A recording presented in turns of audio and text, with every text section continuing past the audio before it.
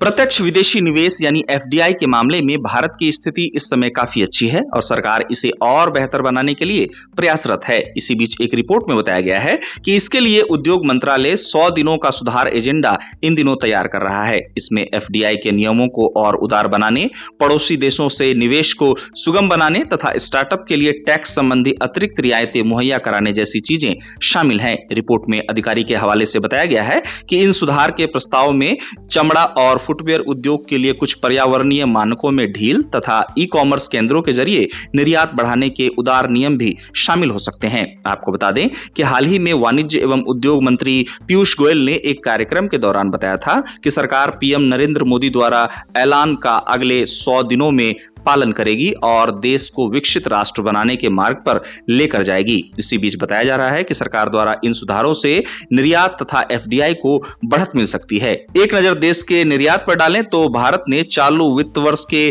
पहले 4 महीने में 149.2 अरब डॉलर का निर्यात किया है और इसमें 3.07% की वृद्धि है। साथ ही आयात 5.36% बढ़कर 244.01 अरब डॉलर दर्ज किया गया। अब इस अवधि में व्यापार घाटे की बात की जाए तो ये 94.81 अरब डॉलर दर्ज किया गया। अब 2024-25 में एफडीआई के आंकड़ों पर ध्यान दें तो इसमें 13% की वृद्धि हुई है और इसी के साथ ये 50 अरब डॉलर पर पहुंच गया था। गौरतलब है कि वर्तमान में भारत का ज्यादातर एफडीआई स्वचालित मार्ग से आता है, पर भारत के पड़ोसी देश जिनमें पाकिस्तान, बांग्लादेश, नेपाल, म्यांमार और अफगानिस्तान शामिल हैं, इन देशों से निवेश के लिए सरकार की मंजूरी लेनी होती है। ऐसे में रिपोर्ट्स की माने तो सरकार एफडीआई के नियमों को और उदार बनाने तथा पड़ोसी देशों से निवेश को सुगम बनाने के लिए इन दिनों कार्य कर रही है। उम्मीद जताई गई है कि सरकार के इन प्रयासों से भारत में प्रत्यक्ष विदेशी निवेश नई ऊंचाइयों को आने वाले दिनों में छू पाएगा।